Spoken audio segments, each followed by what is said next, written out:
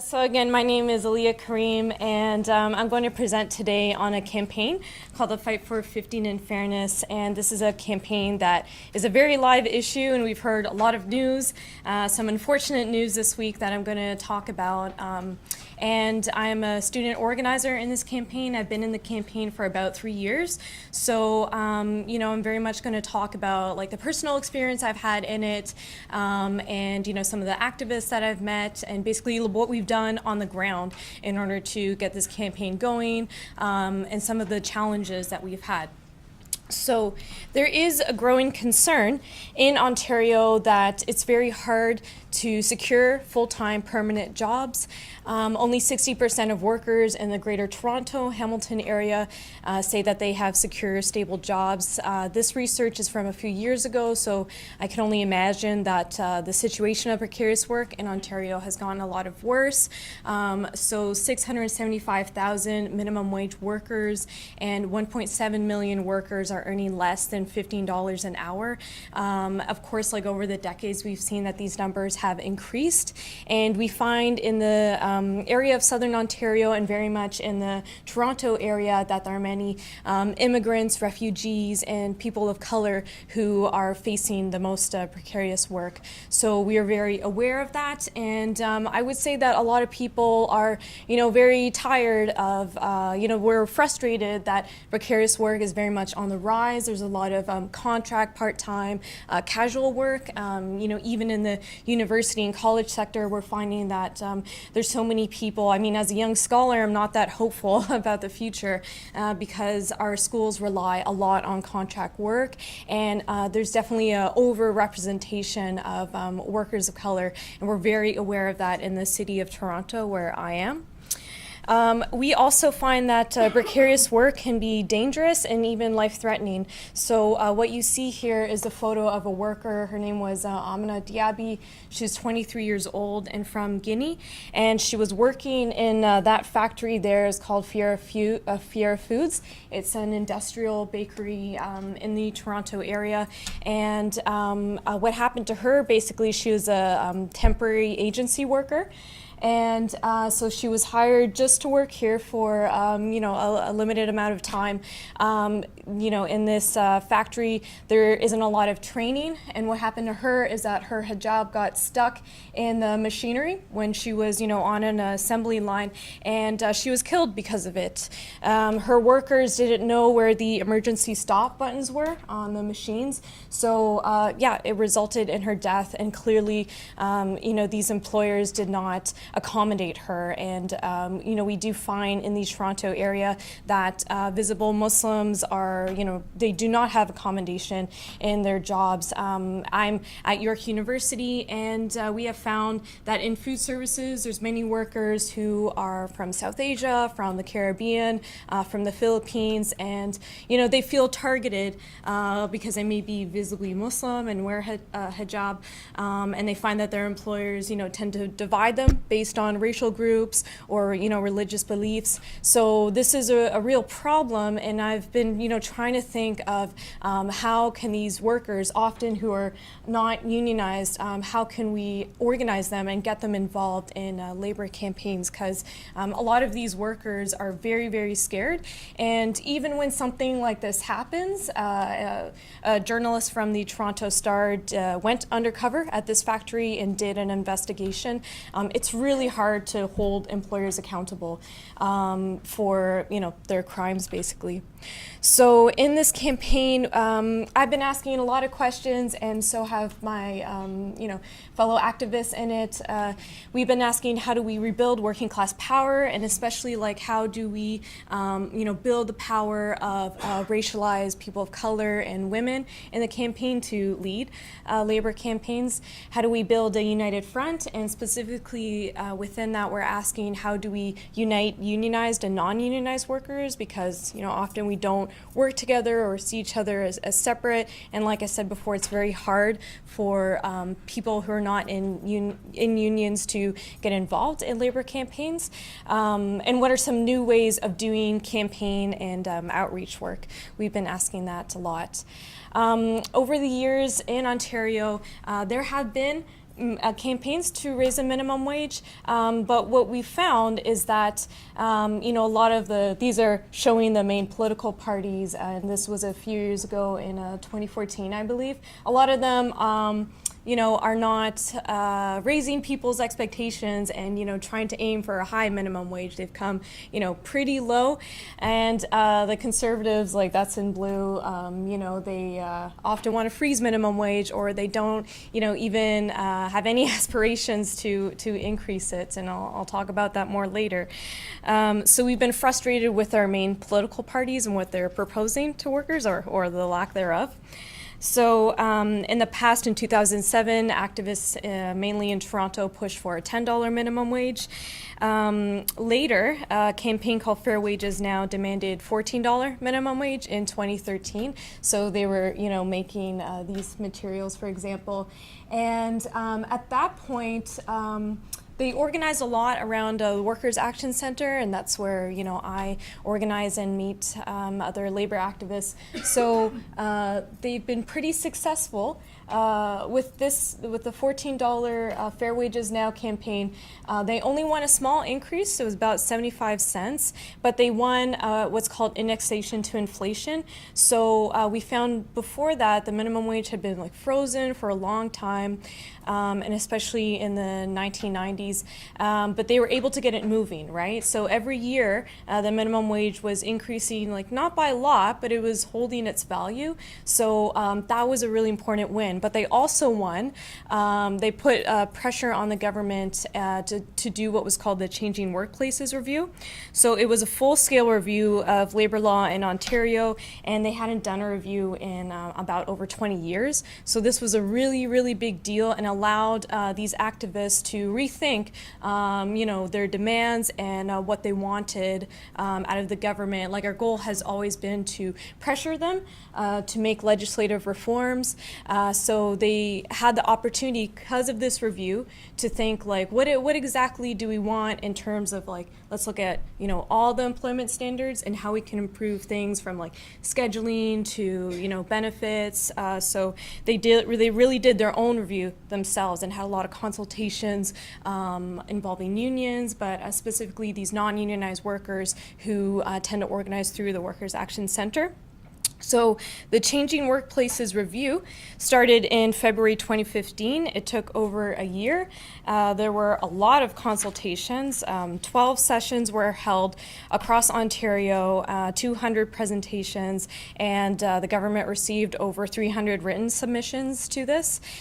So it was a very big deal. It was so needed. It had been a long time since this was a Liberal government who was doing it, but the Conservatives beforehand did not, do any kind of review of labor law. So at this point, the campaign developed the new demands, and they were paying attention to what's happening internationally. There was a Fight for 15 movement in the United States, so they're very aware of that. And they wanted to make demands that were realistic to achieve, so something that's, very practical. And they're thinking about, what's the amount that we could raise the minimum wage to? And also, they wanted demands that were bold enough to really elevate people's expectations. We find that the labor movement has been on the decline, realistically, in Southern Ontario, and they haven't been winning very much or really raising workers' expectations to demand more. So those activists had decided to launch what would then be called the Fight for 15 and Fairness, and that was in April 2015. So these were the demands that they developed, and of course the $15 minimum wage was the same demand as the activists in the United States. All of the demands were about raising the floor of labor standards. That was really, really important to the activists. We were asking for paid sick days, decent hours, so that was around scheduling, and basically making it easier for workers to unionize. So this was responding to gaps in the Employment Standards Act in Ontario. basically, before this campaign was launched, there were no paid sick days. A lot of people were being, called in and expected, to work on call. But they, sometimes workers were on call, and when they went into work, some people were on call but not actually paid. Or they're on 0-hour contracts, so the workers were not obliged to actually give them a minimum amount of hours, but they're still expected to be available. So our goal in this campaign is really to win the legislative reform, but not just to simply lobby politicians. A lot of us developed a very strong routine of petitioning, of doing the outreach, organizing in different languages. So these are activists from Regent Park who were organizing in mosques, who were organizing in all different kinds of places. So that was really exciting for us because we were experimenting in terms of doing different kind of community and labor campaigns. We did win in November of 2017. The government completed their review and they promised to raise a minimum wage. They did the increase to $14 this year, and then they promised $15, which is supposed to come into effect in January of 2019.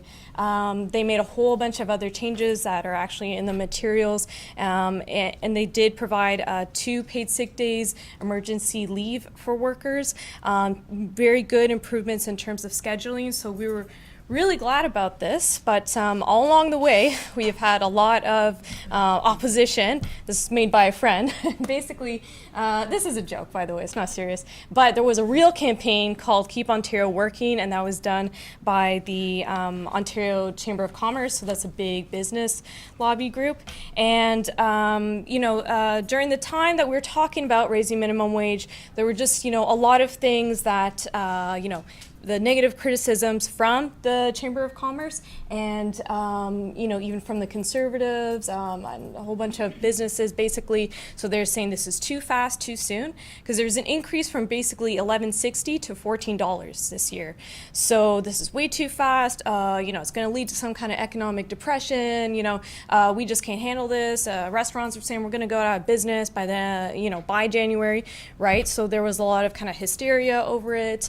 And then, labor movement and the unions asked for too much. So on the ground, we would have to combat these points of view, these myths, right, basically, right? Because we're saying, look what's happened in the United States with the Fight for 15.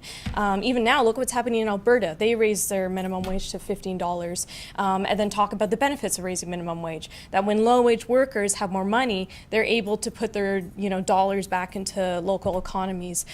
So we did this for years, basically, and had to do a lot of media interviews and really win people over, right? Another thing that we did was point out the wealth disparity, especially in Ontario, and Toronto being a center of so much wealth, right? And so we pointed out how people like Galen Weston Jr., CEO of Loblaws, he's telling us that $15 is way too much, but look at his net worth, right? So this was actually something that we made and put online, and we're starting, I think it really did make some people question. We've been talking more, I think, about income inequality, but especially think of saying we don't have to accept this. There's an alternative way of organizing the economy, and we need to challenge some of these people, right? Okay, basically what's happened now, we know, since the Ontario election that was earlier this year, Doug Ford, who is a leader of the Conservative Party, he said that he wanted to freeze minimum wage, completely, right? And we knew as soon as the Liberals were declining, the Conservatives became more and more popular. We knew that something bad was going to come to what was called Bill 148, all the changes that we won. So we had to prepare ourselves, basically. And what's happened, unfortunately, this week, just a few days ago, is that they announced new legislation to take away basically all the big changes that we won through Bill 148. So they're saying now that they want to freeze minimum wage at $14 for 33 months. So it's going to be completely frozen, actually, for a few years. Then it's going to rise. It's going to hold its value with indexation to inflation. They've basically taken away a lot of the good changes to scheduling. We won the 2 paid sick days, right? They completely axed that. We won, the emergency paid leave. They've cut a few of those days. We also want a provision of equal pay for equal work so that we can convert these contract part-time jobs to good full-time jobs, right? So they cut that out. So it's pretty devastating, but we knew that this was going to happen, right? We were waiting any day as a campaign. We said, okay, we're going to have like emergency response to this. We thought the conservatives would actually do it sooner. So, you know, it's not actually all that shocking, right? But now we're kind of handling people's expectations in terms of what to do next. Do we like keep fighting for the 15 or, I don't know, push for something else? Like, it's really kind of hard to say right now, right? We did have that bottom photo is from our emergency response, and you know, in the discussion perhaps I could talk more of our political strategy in terms of like targeting specific conservative MPPs, like going to their offices and that kind of thing, right?